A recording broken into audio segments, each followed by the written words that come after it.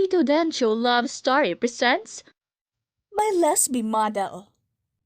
Umagang kay kulimlim. Walang pasok dahil Sabado. Kaya nakatambay ang tatlong magkakaklase sa harap ng isang tindahan. Nakaupo silang tatlo rito. Kung hindi para sa akin yung magugustuhan ko, edi huwag na lang siyang huminga. Siya si Ayali Tamayo o mas kilala bilang Aster. Aster ng lahat ng nakakakilala sa kanya. Isa siyang lesbiyana. Hindi siya nagkakaroon ng interes sa mga kalalakihan, pero sa kababaihan, marami nagkakandara pa rito dahil sa angking kaastigan nito, lalo na kapag pumaporma siya na parang lalaki.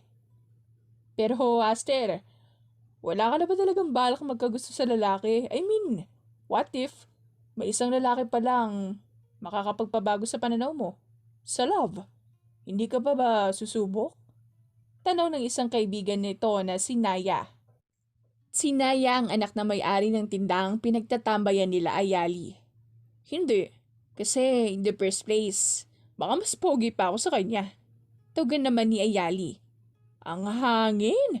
Signal number 3,000. At least ako may itlog. Singit naman ang kanyang lalaking pinsan na si Jax.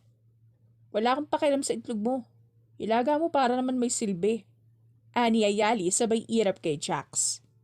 Oh, nakakawala ng astig ang umiirap. Ano yan? Malditang lesbiyana? Ako'y tigil-tigilan mo, Jax. Susumbong kita kay Lola. Sige ka. Huwag naman ganyan. Hindi na niya ako bibigyan ng biko na paborito ko kapag sinumbong mo ko. Takot ka lang. Umuurong kasi ang itlog mo. Hindi ako takot do. Lalaki ako. Straight ako. Hindi natatakot ng isa tulad ko. Sige. Sabi mo yan eh. Pues, sasabihin ko sa papa mo na may crush kang tambay dito. Napakunot ang noo ni Jax. Hoy! Hoy, wala akong crush na tambay. Pinagsasabi mo, wala! Straight ako. Hindi ako kagaya mo. Don't deny the fact na humahanga ka rin sa tulad mo. And it's normal. Basta hindi lang lalalim yung paghanga mo yan. Kasi once na lumalim na, hindi ka na nun straight. Singit ni Naya. Deny your face. Wala akong crush na tambay. Sa tigas ko na to. Para lang ako sa babae. Sigaw ni Jax sabay alis sa kinauupuan na nasa harap ng tindahan. Para daw sa babae pero nung mga bata pa kami, halos mo nabunot siya ng kalaro naming babae kasi ayaw pahiramin na manika. Ani Ayali.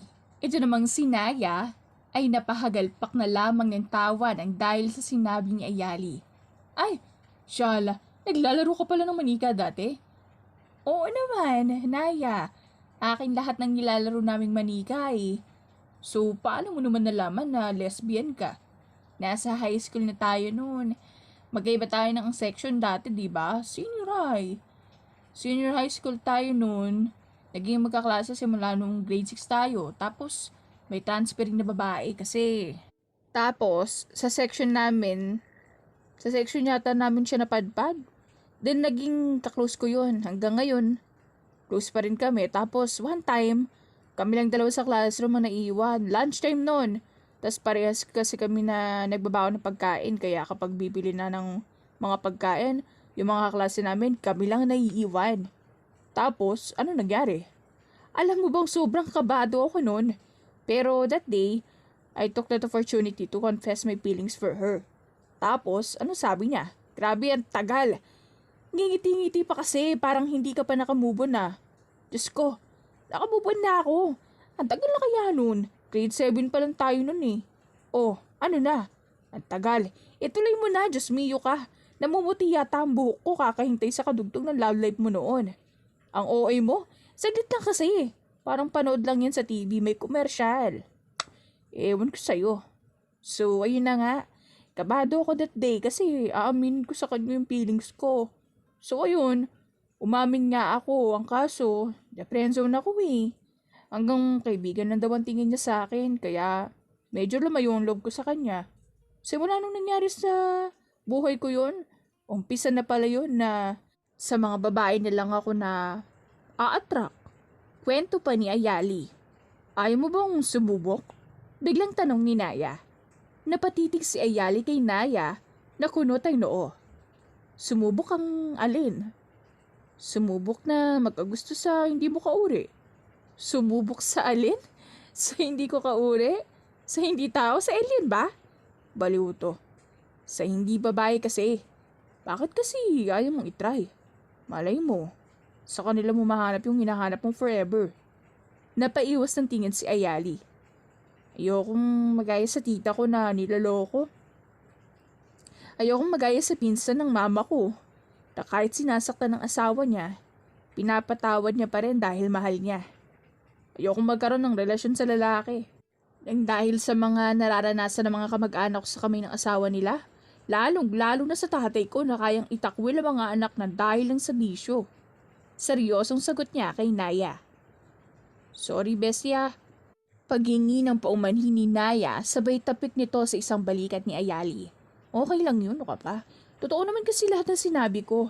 Kaya nga ayoko magkaroon ng karelasyon na lalaki eh. Magbibigay lang yan ng trauma sa akin. Mas gusto ko pa rin sa babae. Magkakaintindihan kami. Pero amin ko na hindi lahat kasi may ilang immature talagang red flag. Totally red flag talaga. Nakakapikon na nakakainis. Alam mo, wala naman kasing perpektong relasyon. Wala ring perpektong tao kahit nga ikaw. Hindi perfect eh. Marami ka rin pinagsisisiyang ginawa. Alam mo, ang drama natin ano? Hihintay na naman ba natin na magkaiyakan tayo dito? Ikaw grabe ka. Nag-iimot po yung tao eh. Heist. Panira to. Tama ka na. Oo. Kulang lang yan sa kikiam. Kaya ay libre mo na ako sa tindahan ni Aling Patring. Wow ah. Anong libre? Wala nang libre sa panahon ngayon. Oy, bahala ka dyan. May pera ka pa naman. Bumili ka na lang. Ayokong gumastos ng pera ko. May bibilin pa akong polo eh. Ang astig kasi tingnan. Tsaka sigurado kung babagi sa akin yun. Polo? Dress na lang. Bagay sa'yo yun. Dress mo mukha mo, Naya. Pagdapitin mo na lang ako ng t-shirt. Wag lang dress. Pwisit ka. Huwag mo ako inaasar. Ang cute mo kasing mainis. Ang sarap mong ihagis sa ilog. Wag mo nga akong tawanan. Nakakainis to. Why? Are you threatened? Lol. I'm not. Hindi mo kasi bagay maging kontrabida sa buhay ko, Naya. Ay! So ano ba pwede kong role sa buhay mo? Ngumiti ng nakakaloko si Ayali sabay sabing, basahan! Sagot niya at ang kaninang ngiti ay biglang nawala. Bumalik sa pagiging seryoso ang kanyang mukha. Sabay irap kay Naya. Napakunot ng noo si Naya sabay sabing, basahan? Bakit naman basahan? Grabe ka ha? Sa dinami-rami ng mga pwedeng role, bakit basahan pa talaga yung napili mo? Wala lang, para useful. Simpleng sagot nitong si Ayali. Gagstock ka ba? Ako ba'y pinagluloloko mo ha, Ayali? Ilang beses ko bang sasabihin na Aster nga kasi ang pangalan ko at hindi Ayali. Oh, bakit nagre-react ka? Kasi nga, mali ka. Wala akong pake, bahala ka dyan.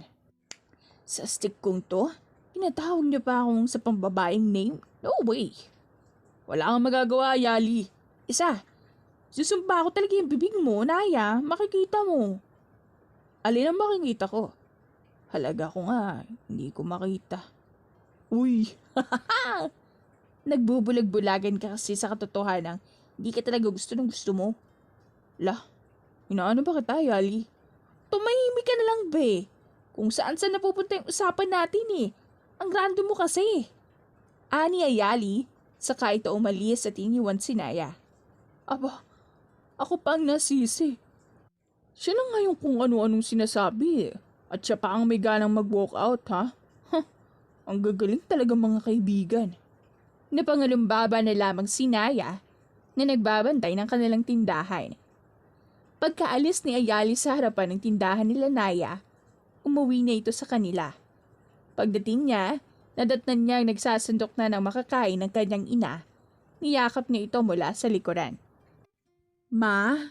Oh, magugas ka na ng mga kamay mo at kakain na tayo. Ma, pwedeng pahingi ng pang-allowance? Hinarap siya ng kanyang ina sabay sabing, "Hindi ba't binigyan na kita?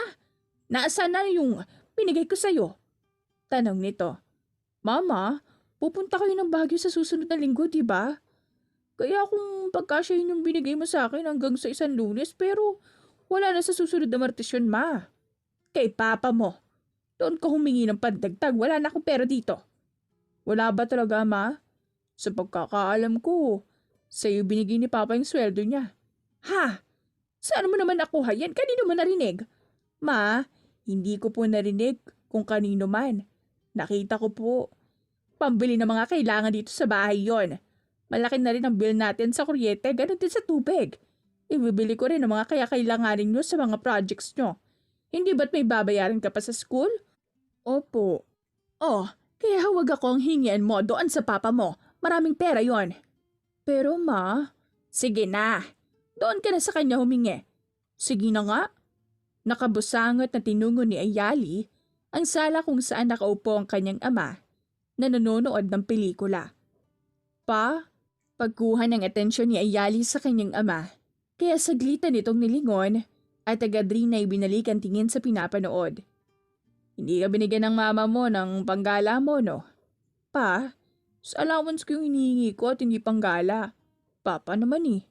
"Allowance, teka. Magkano ba kailangan mo para sa susunod na linggo?" "Pwede pong 1 po." 1K. Kasama na panggala. "Sige na po, pa." "Sige, basta wag mong sasabihin sa mama mo na binigyan kita ng panggala. Parehas tayong malilintikan kung nagkataon man kapag nalaman niyang ini-spoil na naman kita sa mga gusto mo. Eh, ikaw lang naman ang anak naming babae. Ang mga kuya mo may mga sarili ng trabaho. Kaya sa lahat na pupunta ang atensyon namin ng mama mo. Sobrang thankful ko nga, pa.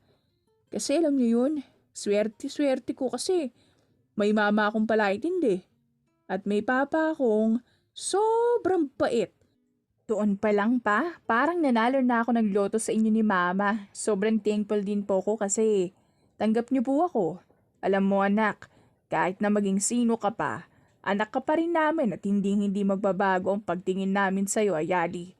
Sobrang tuwa ko nga eh. Imbes na 2 lalaki lang ang anak ko, may isa pang humabol. At ikaw yun. Kahit na maging ano ka pa, tatanggapin pa rin kita. Kasi, anak kita. Nabuo ka ng dahil sa pagmamahal ko sa mama nyo. Kaya mahal na mahal din kita. Huwag mong pakikinggan ang mga nasa paligid mo.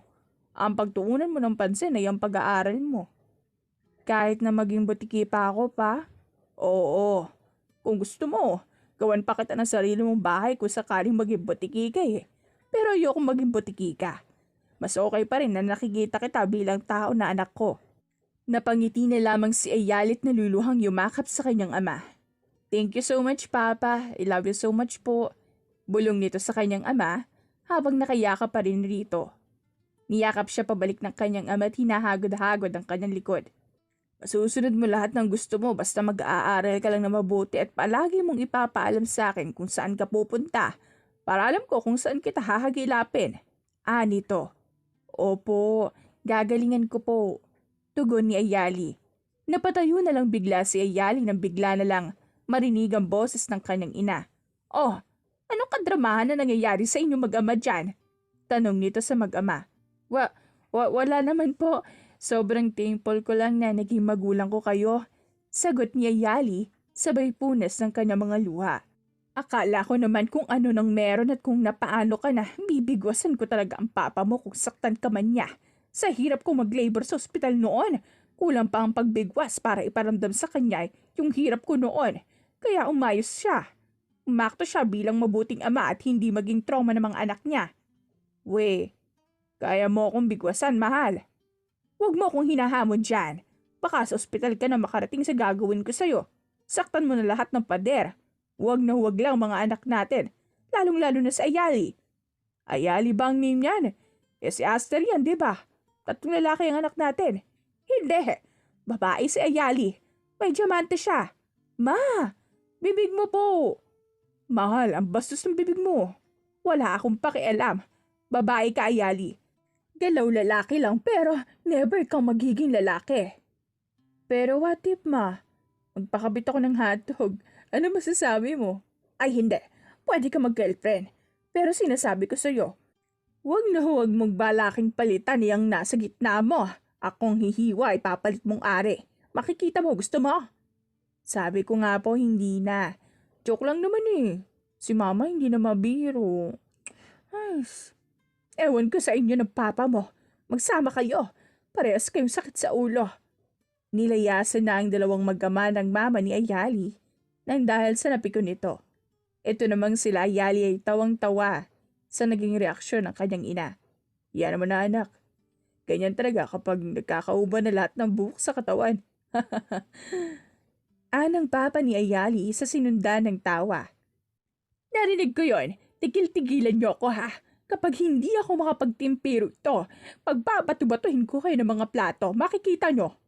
Sigaw ng mama ni Ayali mula sa kusina, kaya muling natawa ang mag-ama.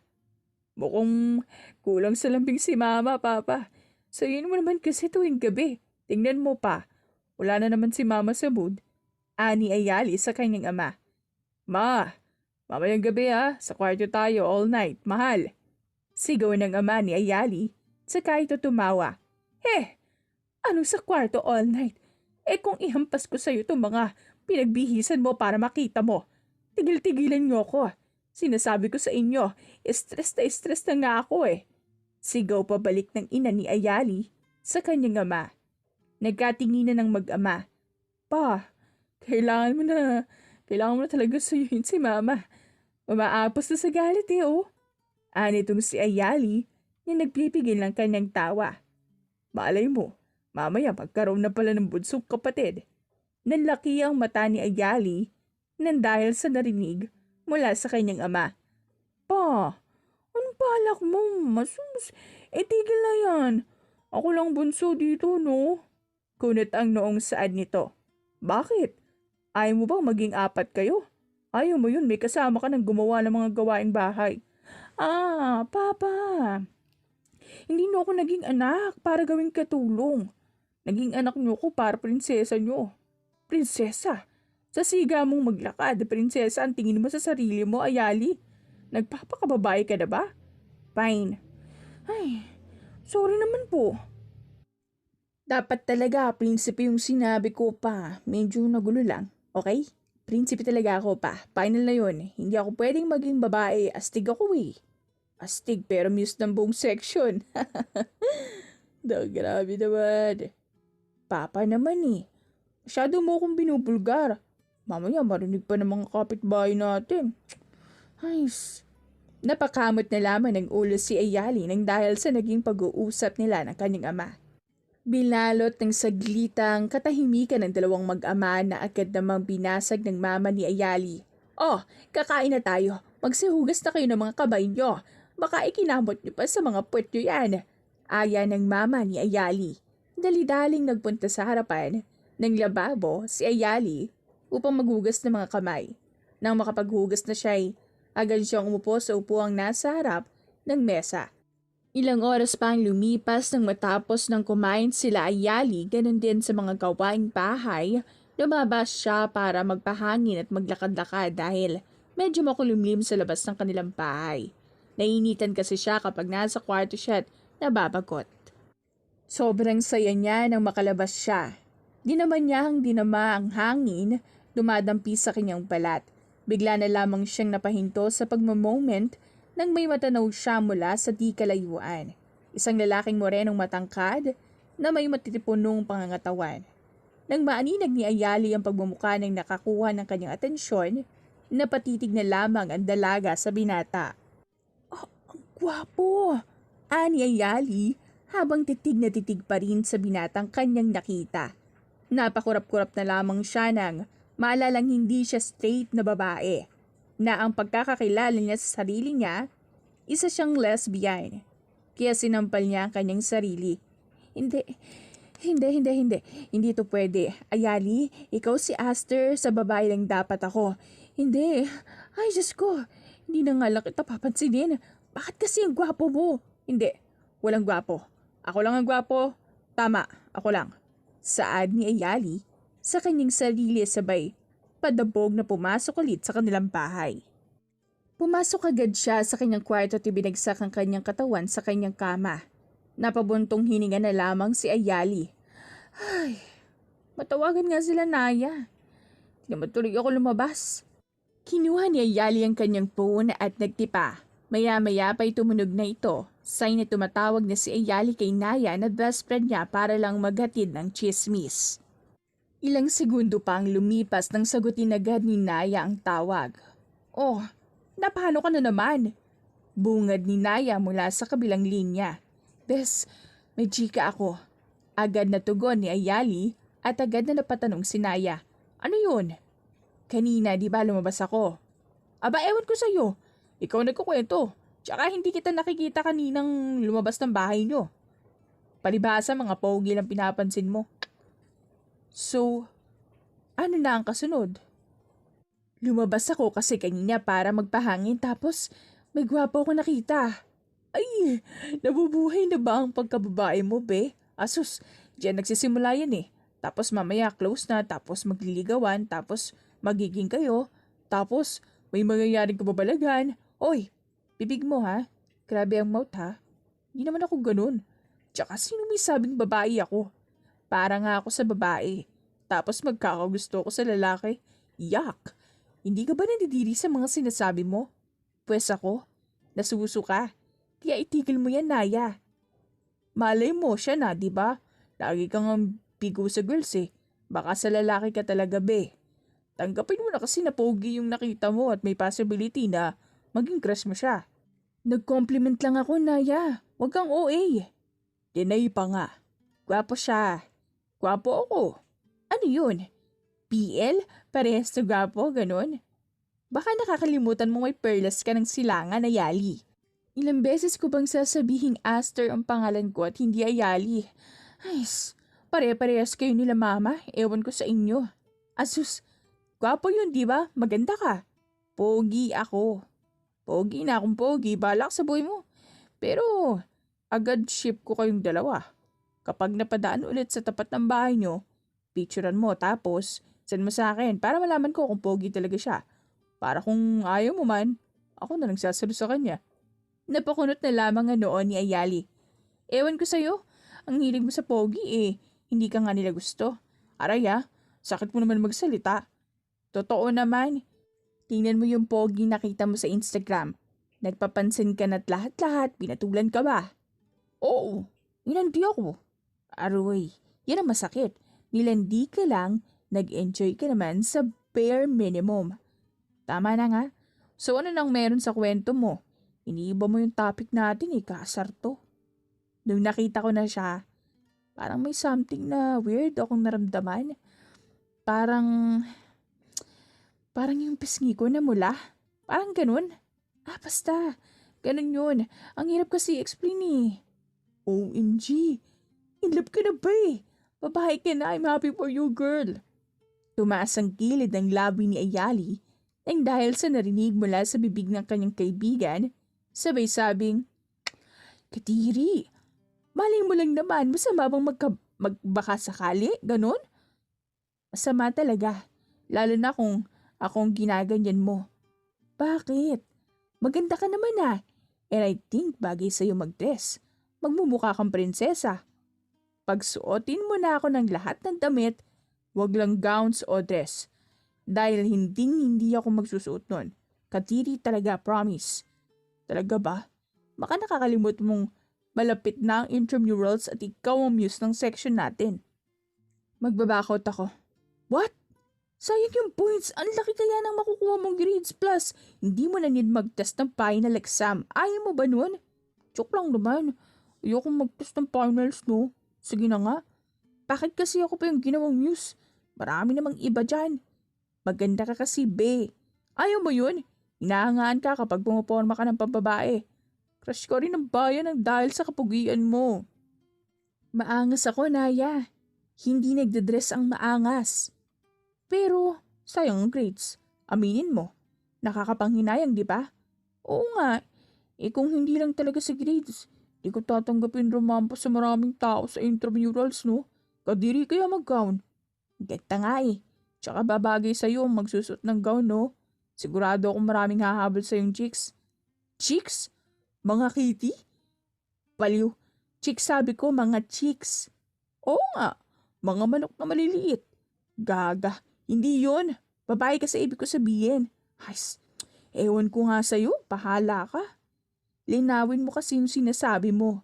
Pwede naman kasing sabihin mga babae. Pinapahirapan mo lang yung sarili mo. Nag-explain ka pa. Di wow. Sana all nakaspat ng pogi. Sana ako rin. What if, paglabas ko rin ng bahay may makita akong pogi? Uy hala, grabe. Yung pogi, kay kulangot tapos tugyot siya. Okay lang. Ako na maglilinis sa kanya sa buong katawan niya hala. Grabe besh, kinikilig ako. Imagination mo lang lahat ng yan bakla. Tama ka na. Oo panay ka pogi kadiri. Ngayon, nandidiri ka. Kasi nga, ayaw mong tanggapin na hindi ka talaga para sa babae. Para ka talaga sa lalaki kahit na ano pang gawin mo. O tapos, sa mas pogi pa nga ako sa kanila. I can't even imagine myself carrying a child inside my womb. Kaya paano magkagusto sa lalaki kung ayaw ko sa kanila? Try mo lang naman. Wala namang mawawala kung hindi mo itatry, hindi ba? Ewan ko sa'yo, bakla. See you tomorrow. Sa school canteen ulit tayo. May mga gagawin pa akong schoolworks. Wow! Ang sipag ah. Ano na kain mo at bakit parang sinaniban ka ng kasipagan ngayon? Wala naman. Narealize ko lang kasi na sayang oras ko nakikipagtalo sa'yo na hindi nga ako para sa lalaki. Sa girls pa rin ang bagsak ko. Utot mo, huy. Magpaka-straight ka na. Ayoko nga. Huwag mo na nga akong pilitin. Isang pilit mo pa sa akin. Lalabas na talaga ako para suntukin ka. Makikita mo. Di gawin mo. Nandito si mama. Isusumbok kita. Sampungera ka lang eh. Palag ka? Ano? Ang pangat talaga ng ugali mo. Aba, ewan ko sa'yo. Bye. Hindi na hinintay ni Ayali na makatugon si Naya at agad niyang pinatay ang tawag. Saka binagsak ang cellphone sa kama. Napabuntong hininga siya habang inaalala nangyari. Grabing pakiramdam yun ah. Kakaiba. Parang may something sa lalaki yung na wala sa ibang mga lalaki. Bulong niya sa sarili. Bigla niyang narinig ang tawag ng kanyang mga magulang. Kaya padabog siyang bumaba upang alamin kung ano ang kailangan ng mga ito. Halika dito at may papakilala kami sa'yo. Sabi ng kanyang papa. Nagulat si Ayali at napatanong. May bisita? Sagot naman ng kanyang ama. Oo anak, halika. Para naman makilala ka niya. Napatigil si Ayali nang makita ang binatang pumasok sa kanilang bahay. Nanlaki ang kanyang mga mata at bahagyang umawang ang kanyang labi sa gulat. Ikaw? Tanong niya sa binata. Ngumiti ito at nagpakilala. Oo, ako nga. Teka, nagkita na ba tayo dati? Agad namang umayos si Ayali at tumikim. Hindi pa naman. Ngayon pa lang kita makikilala. Sagot niya. Saka tinanggap ang kamay ng binata na inabot sa kanya. Si Jael ay nag-iisang anak ng bagong lipat na pamilya sa street kung saan nakatira si Ayali. Dahil malapit lang ang bahay nila, mas madalas na silang magkasalubong. Ang nanay ni Jael ay matalik na kaibigan ng nanay ni Ayali. Kaya malapit ang loob ni Jael sa mama ni Ayali. Halos magkaedad lang sila. Mas matanda nga lang ng 2 buwan si Jael. Oh, halika rito sa loob, Jael. Magpe-prepare muna ako ng merienda mo. Anang mama ni Ayali sabay ngiti sa binata. Sige po, tita. Sagot naman ni Jael, sabay ngiti papalik. Naupo si Jael sa sopa. Kasama ang papa ni Ayali at nag-usap sila. Jael, single ka ba? Tanong ng papa ni Ayali. Opo. Bakit po? Sagot ni Jael. Pwede mong ligawan yung anak ko. Baka sakaling maging straight na babae. Pa, naririnig kita. Singit ni Ayali sa usapan. Mahining natawa na lamang si Jael nang dahil sa naging reaksyon ni Ayali. Habang nag-uusap si Jael at ang mama ni Ayali, naitanong ng ginang, Jael, bakit naisipan niyong lumipat ng tirahan? Sagot naman ni Jael, mas malapit daw po kasi dito yung isang building nila daddy kaya po lumipat kami. Nagpatuloy ang kanilang usapan at napunta kay Ayali ang usapan. I think she can't have an interest in me. She's kind of boyish and if I'm not mistaken, she likes women. In short, she's a lesbian. Sabi ni Jael. Napatikim na lamang ang mama ni Ayali sa sinabi ng binata at napatango bilang tugon. Samantala, bumalik si Ayali sa kanyang kwarto at tinawagan si Naya. Oh, ano na naman yon? Halatang naiinis si Naya. Naalala mo ba yung ikinuwento ko sa'yo na lalaking pogi na nakita ko nung lumabas ako kanina? Tanong ni Ayali. Oo, bakit? Sagot ni Naya. Shucks, bakla, kilala pala siya ng mama at papa ko. Gulat na sabi ni Ayala. Hala? We, paano? Usisa ni Naya. Yun ang hindi ko pa alam bakla. Nagpatuloy ang kanilang kwentuhan at piruan hanggang sa tinukso ni Naya si Ayali. Kung ganun, pwede bang akin na lang siya? Hala siya, mahilig sa pogi, spotted cat eh. Tama na, kakadilulo. Hindi siya mapapasayo. Sagot naman ni Ayali. Natawa ng bahagya si Ayali nang dahil sa sinabi ni Naya. Baliw, anong ingatan? Ikaw, ingatan ko, alagaan ko? Utot mo. Uy, di naman kita girlfriend para ingatan ko. Ayaw, yak talaga. Ahayala kita makuha ng pogi. Doon gusto mo, diba? Di mo talaga ako mahal, no? More than friends? Never akong pumatol sa kaibigan. Pero kung hindi mo ako kaibigan, papatulan mo ba ako? Oo. Papatulan kita, bubugbugin kita, ipapakain kita sa buhay, ihahagis kita sa mga pating. Puno ng sarkasmong tugon ni Ayali. Napakunot ng noo si Naya. Apay, grabe ang mouth ng malditang siga niyan. Pakiputol ng sungay mo. Nasusundot na ng kagandahan ko eh. Nasaan muna ang ganda, be? Nasaan ang ganda, bakla? Saang ganda? Saang banda? Hala siya. Grabe na talaga ang pipig. Paki-close na lang please. Sumisingaw eh. Aray namimersual ka na, Naya. Hindi na yan maganda. Wow. Makasabi ng hindi na maganda. Yung sinasabi ko ikaw nga nauna. Sinabayan lang kita sa trip mo. Ako ba? Okay, sabi mo eh. Di sorry. Hindi sincere. Ulit. Sorry. Bakit walang emosyon? Ulit. Nagdadabog na ani Naya. Ay, ang arte mo naman bakla. Kung ayaw mong tanggapin yung sorry ko, pues, hindi pwede yun. Dapat tanggapin mo. Desisyon ako eh. Tao ka. Hindi ka desisyon. Tao ba talaga ako? Bakit ayaw ko ni crush? Kasi ayaw ka niya. As simple as that. Walang palikuli-ko. Ikaw lang ang bumalik ko ng landas. Aray grabe naman ng pagpapamukha mo sa akin, bakla.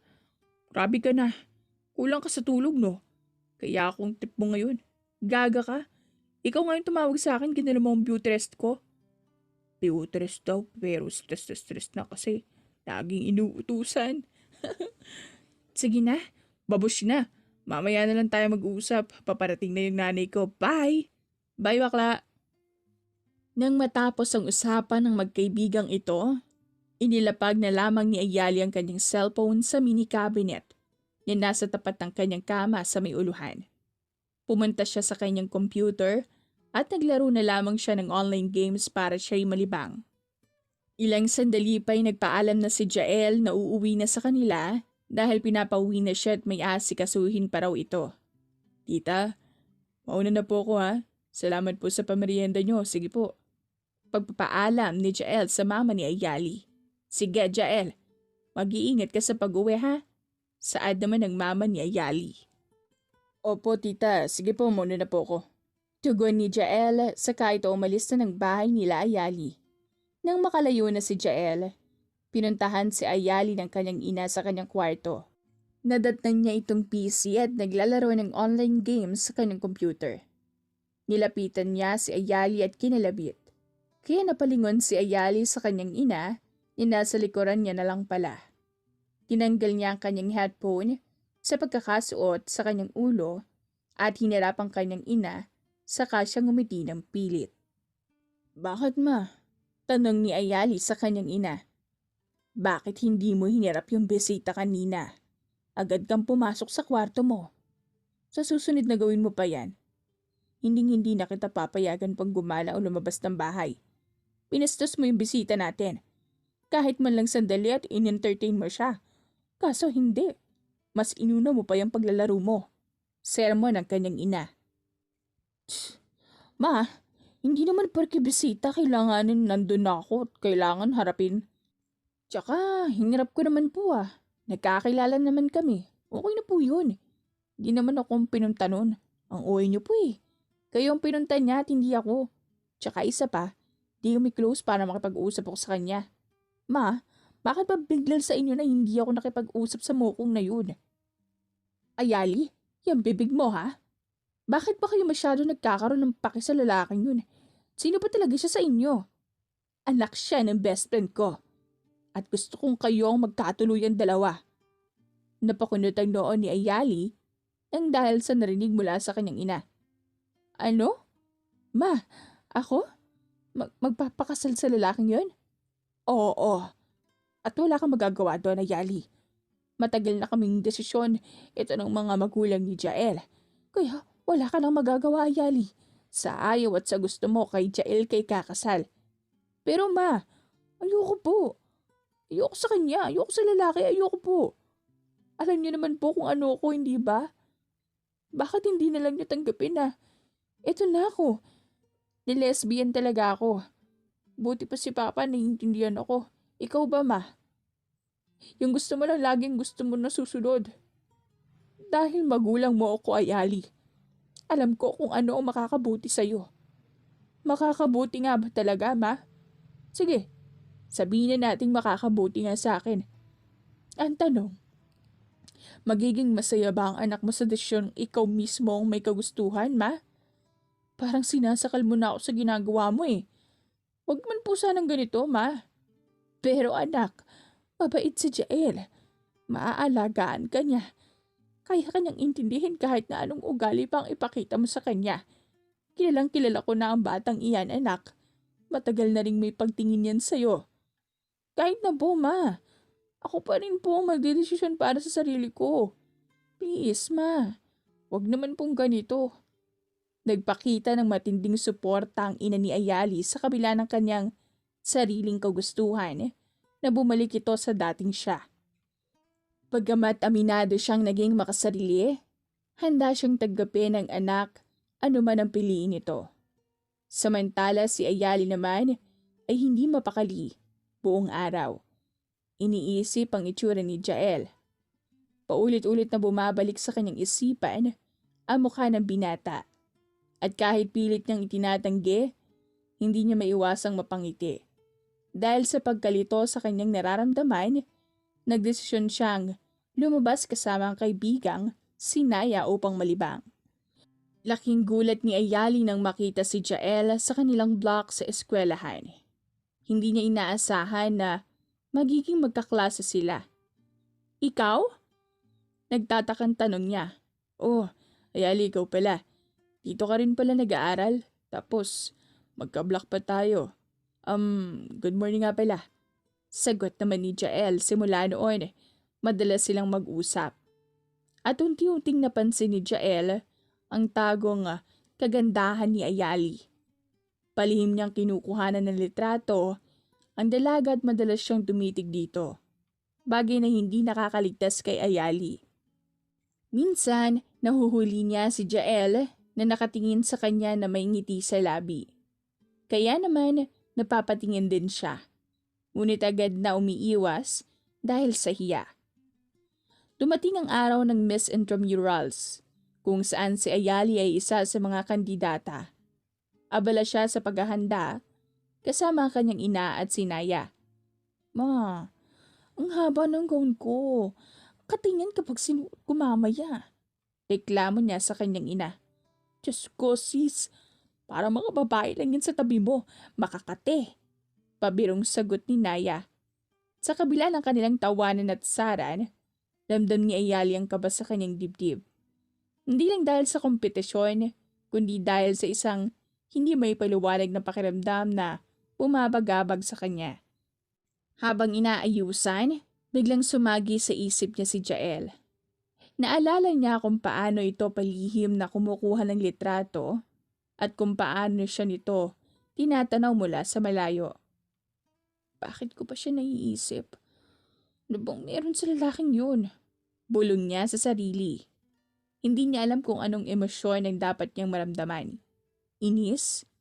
Tuwa? O pagkagulo ng isip? Pero isang bagay ang sigurado. May kakaibang epekto si Jael sa kanya. At unti-unti na niya itong napapansin. Naging matagumpay ang pagsali ni Ayali sa Miss Intramurals. Salamat sa suporta ng kanyang pamilya at mga kaibigan. Sa kabila ng kaba, nagkaroon siya ng kumpiyansa matapos marinig ang sigaw ni Naya. Go Aster! Masiga ka, di ba? Ipakita mo na kaya mo ring magpakababae. Hindi niya rin alam na palihim siyang kinukuhanan ng litrato ni Jael na matagal nang humahanga sa kanya. Sa huli, itinanghal siyang Miss Intramurals 2024. Dahilan para lalo pang humanga si Jael sa kanya. Matapos ang event, habang unti-unting nauubos sa mga tao sa venue, napansin ni Ayali si Jael sa hindi kalayuan. Abala sa pagtingin ng kanyang kamera. Sa kabila ng bigat ng kanyang gown, nilapitan niya ito at ikinalabit. Napalingon si Jael at agad na binati siya. Oh, nandiyan ka pala. Congratulations nga pala. Ginitian siya ni Ayali at tinanong. Kanina ka ba rito? Sino kasama mo? Sagot naman ng binata. Wala akong kasama. Mas okay na ako lang. Para walang kaagaw sa mga katropa ko. Napakunot ang noon ni Ayali. Sa sagot ni Jael at pabirong sinabi. Kaagaw? Paliw. Ano namang pinagsasabi mo? Tumawa lang si Jael at biglang sumagot. Ikaw lang naman ang gusto ko. May iba pa ba akong kilalang gusto ko? Napalunok si Ayali ngunit agad siyang nagpanggap na walang epekto ang sinabi ng binata. Nauulil ka na ba? Hindi ko ang gusto ko. Babae, Jael. Babae ang gusto ko. Sa halip na mapikon, mas lalong nagpatuloy si Jael sa pangaasar. Gusto ka rin ba? Napahinto si Ayali at hindi agad nakasagot. Bago pa siya makapag-isip ng matinong sagot, biglang umiti si Jael at sinabing, ang ganda mo kaya? Dali-daling sumagot ang dalaga. Pogi ako, Jael, pogi. Pero hindi natinag si Jael at agad siyang tinokso. Mas pogi ako sa'yo. Kaya maganda ka. Sa kanilang kulitan, tila nagiging malabo na ang linya sa pagitan ng biruan at katotohanan. Biniro ni Ayali si Jael na bagay sa kanyang pagiging maganda. Ngunit sagot ng binata, sa astig kong to magiging maganda ako? No. Ngunit sa isang iglap, nagseryoso si Jael at sinabi, tunay na lalaki ako. At gusto kita. Napanunok si Ayali at hindi napigilan ang sarili na magtanong. Ha? Seryoso ka ba? Humugot ng malalim na buntong hininga si Jael bago ito tumugon. Totoo yung sinabi ko. Actually, matagal na talaga kitang gusto. Hindi ko lang maamin kasi. Kasi, nahihiya ka sa akin, tama ba? Oo eh. Kaya, ngayon ko lang naamin eh. Hindi ka kasi matigil sa kakaasar sa akin na bading ako, kahit na hindi naman. So, sinabi mo lang yun para hindi na kita asarin? Hindi sa ganun. Totoong gusto kita, walang halong biro.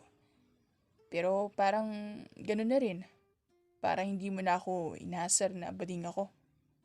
Na hindi ko kailangan ikahiya yung sarili ko kasi Kasi ikakaya ko kung tunay na lalaki naman ako. Kaya ngayong alam mo na, sana hindi magbago yung tingin mo sa akin bilang kaibigan mo. Ang awkward mo lang kasi nung ganito, Jael. Ang hirap umakto na parang wala lang yung narinig ko mula sa'yo. Pero ano pa ba magagawa ko? Yan ang nararamdaman mo eh.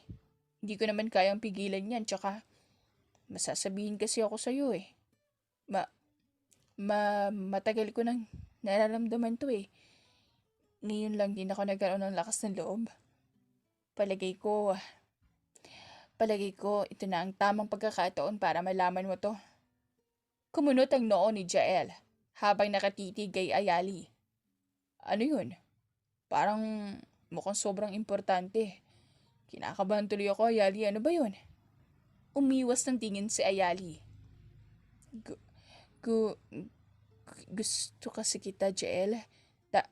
Dati, akala ko hanggang crush lang at normal lang hanggang sa lumalim yung nararamdaman ko.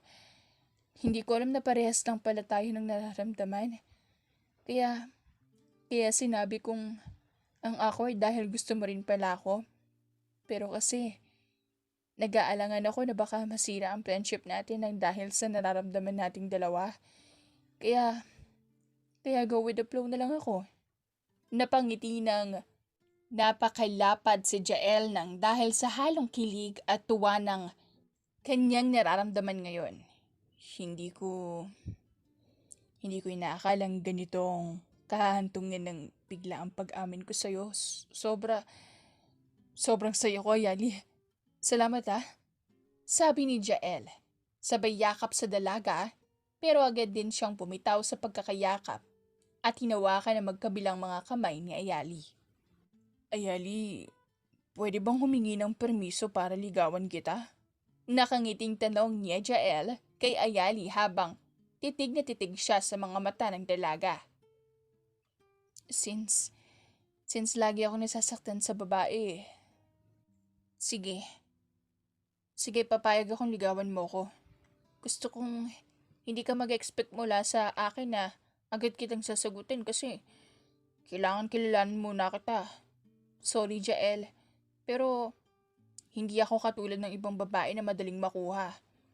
Once na na-disappoint ako, madaling mawala ang interest ko sa isang tao o sa isang bagay. Ano ka ba? Ayos lang yun. Ang mahalaga, may papakita ko na totoo talaga ako sa'yo at totoong-totoo ang nararamdaman ko para sa'yo. Teka, ano nga palang nagustuhan mo sa akin? Sa'yo kasi siguro yung ang sarap mong kasama at kakwentuhan tapos ang bait mo rin sa akin. Palatawa ka rin at hindi ko boring na kasama. Malaya akong maging ako kapag kasama kita. Komportable rin ako sa'yo kaya siguro yun ang naging dahilan para masabi kong gusto kita. Iba kasi yung pakiramdam kapag ikaw yung kasama ko eh. Kaya kitang nagustuhan dahil sa taglay mong ganda, sa pagiging kalog mo, sa pagiging palakaibigan mo, sa pagiging madaldal mo. Tsaka, ang cute mo rin kasi kapag naiinis ka. Automatic kong napataas ang isang kilay ni Ayali saka humalikip-kip. Ah, kaya pala madalas mo akong asarin ano? Cute pala ako kapag naiinis ako. Oo, kaya ang cute mo para kang Angry Bird. Nang dahil sa sinabi ni Jael, nakatikim ito ng isang palo sa braso mula kay Ayali. Aray, sorry na. Ito naman, hindi mabiro. Reklamo ni Jael sabay himas sa braso niya. Kung magbibiro ka, siguraduhin mong matutuwa ako. Dahil kung hindi, makakatikim ka talaga sa akin. Opo, Master Ayali, masusunod po. Sakit ng palo mo. Deserve mo yan. Loko-loko ka kasi. Nasa kalagitnaan sila ng pag-uusap nang biglang lumapit sa kanila si Naya, kaya napatingin sila dito na bigla na lang lumitaw sa harapan nila. Wow! Close na close yarn? Kaya na ba? Ay! Panunokso ni Naya sa dalawa. Di pa sa ngayon. Tugon naman ni Jael sabay tingin kay Ayali. Nanlaki ang mata ni Naya. Hala, We, totoo ba, Ayali? Hindi ka na magiging si Aster? Magpapakababae ka na yan? Napakamot sa batok si Ayali sabay padabog na sabi ng, "Ang dami mong tanong, bakla ka." "Wala, hindi.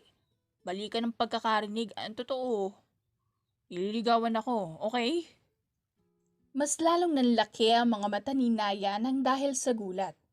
"Hala, kailan pa to? Bakit ngayon ko lang nalaman? Uy, Ayali, kailan pa to? Kayo ha? Kaya pala madalas ko kayong makita sa campus na magkasama. Kapag dumadaan din ako sa tapat ng room nyo, nakikita ko kayong magkasamang dalawa. At naghaharutan pa kung minsan. Yun pala, may tinatago kayong something. Aba, kaibigan mo ko, Ayali, bakit hindi ko to alam?" "Ang dami mong sinasabi, bakla. Kaunti na lang talagang tutuhugin ko ng ngalangala mo, ang ingay mo." Reklamo ni Ayali sabay irap dito sa kaibigan niyang si Naya. "Sorry na. Gusto ko lang naman tanungin kung kailan pa may something sa inyo. Di mo kasi sinasabi sa akin na nagkakamabutihan na kayo nitong kasama mo. Teka, siya rin ba yung sinabi mo pogi sa akin noon? Uy, ang ingay mo. Tatampalin kita makikita mo. Ay, wala na talaga akong may tatago ng dahil sa madaldal mong bibig. So siya nga? Oo na. Umalis ka na nga dito. Baka mamaya kung ano pa masabi mo, ang ingay mo." "Magsisi ka. Kinibigan mo ko eh. Sige, mauna na muna ako. Mukhang nagmamoment pa kayong dalawa eh. Naiistorbo ko yata kayo. Sige, bye." Ani Naya. Sabay alis sa harapan ng dalawa. Nang makaalis na si Naya, napatakip na lang ng mukha si Ayali nang dahil sa iyang nararamdaman niya ngayon. Dahil alam niyang narinig ni Jael ang lahat ng usapan nila ng kaibigan niya. "Pogi pala ako eh." Mapanuksong ani Jael kay Ayali habang ngiti-ngiti ito sa dalagat titig na titig. "Huwag mo na ngang ipaalala, kainis." Singhal ni Ayali. "Namumula ka pa oh. Nahihiya ka ba? O kinikilig?" "Wala. Huwag mo na nga akong tuksuin. Ewan ko sa'yo, makaalis na nga dito." Reklamo ni Ayali sabay talikod kay Jael. Si Jael naman ay palihim na napangitinan dahil sa kakyutan ni Ayali. Ilang araw pagkatapos ng Miss Intramurals 2024, nakatanggap si Ayali ng email mula sa isang kumpanya na nag-aalok sa kanya bilang modelo. Nang sagutin niya ang tawag ni Jael, napagalaman niyang siya pala ang nag-repair ng mga litrato ni Ayali sa kumpanya. Ibinahagi ni Jael na nagsabi siya ng mga detalye tungkol kay Ayali, tulad ng pangalan, edad, at kasarian, at inanyayahan siyang tanggapin ang offer.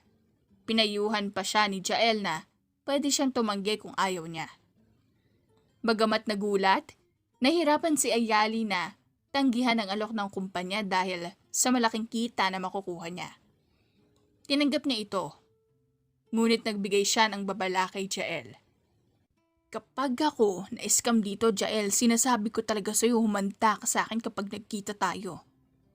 Siniguro naman ni Jael na legit ang kumpanya at binalikan siya ng biro ni Ayali na, "Totoo yan. May page sila. May mga lisensya sila, talagang certified. Totoong totoo. Parang yung feelings ko para sa'yo. Totoong totoo." Habang nag-uusap, nagpatuloy ang kanilang asaran. Pinaalala ni Ayali kay Jael na huwag siyang gawing baby. Ngunit patuloy lang si Jael sa pang-aasar, na nagpatawa sa kanila pareho. Sinabi ni Jael na, "I love you, May Solis." At sumagot si Ayali, "I love you too." Huy! Kawa?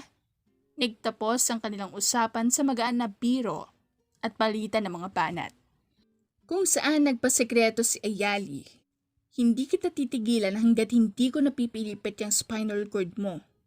At pinatayan na nga ng tawag ni Ayali si Jael nang dahil sa inis nito sa binata.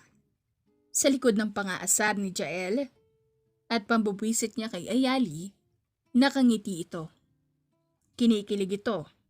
Samahan pa ng pamumula ng kanyang makikinis na mga pisngi. Ang cute-cute niya talaga kapag naiinis siya. Bulong niya habang ang kanyang mga ngiti ay nananatili pa rin sa kanyang mga labi. Nagtagal na gano'n ang turingan ni Jael at Ayali. At hindi rin naglaon ay nalaman ng mga magulang nila ang patungkol sa kanilang dalawa. Sobrang tuwa ng mga magulang nila dahil botong-boto sila kina Ayali at Jael bilang future magkasintahan. Hindi pa nga sila ni Jael at Ayali. Pero ang turing ng magkabilang panig ay bilang son-in-law at daughter-in-law na. Makalipas ang 7 na buwang panliligaw ni Jael kay Ayali, sinagot na siya ng dalaga. Sobrang pasasalamat ni Jael dahil nagbunga ang panunuyo niya. Lahat ng pagod at efforts niya ay naging worth it ang resulta. Lumipas pa ang 3 taon, naging successful na model si Ayali. Nakakarating na siya sa ibang bansa, kung saan-saang mga bansa siya napadpad para maging isang model ng iba't ibang sikat na mga brands ng kung ano-ano mga offer ng iba't ibang kumpanya sa ibang bansa. Pati na rito sa Pilipinas. Kaya laking pasasalamat ni Ayali kay Jael, nang dahil kay Jael, nakamit niya ang hindi niya inaakalang makakamit niya. Sa bawat alis niya ng bansang Pilipinas, lagi niyang baon ang bawat katagang laging binabanggit sa kanya ng minamahal niyang si Jael. Sa kahit saang lupalop ka man naroon, hinding-hindi ako magsasawang suportahan ka at ipagmalaki. Dahil minahal kita, hindi lang sa panlabas na kaanyuan. Minahal kita at patuloy na minamahal ng dahil sa confidence na yung taglay. Lagi mong tatandaan na nandito lang ako at hihintayin ka. Sabay nating aabutin ang mga pangarap natin na hindi pa natin nakakamit. Kasama kitang tatanda. Mananatili akong iyong iyo, magpakailanman. Mahal na mahal kita. Kaya kahit na saang lupalop dalhin ng kapalaran niya si Ayali, kahit gaano man sila kalayo sa isa't isa, babalik at patuloy na bumabalik pa rin sa piling ni Jael si Ayali. Ilang taon pa ang lumipas. Napagdesisyonan na nilang magpakasal at bumuo ng sarili nilang pamilya. Para maranasan na nilang magsama at bumukod mula sa kinalakihang pamilya nila. At mabiyayaan ng mga anak para magkaroon sila ng masasabi nilang sariling buong pamilya. At mamuhay ng maligaya at payapa. Higit sa lahat ay puno ng pagmamahalan at respeto. Wakas! If you like this story, please like and subscribe for more wonderful stories. Paalam!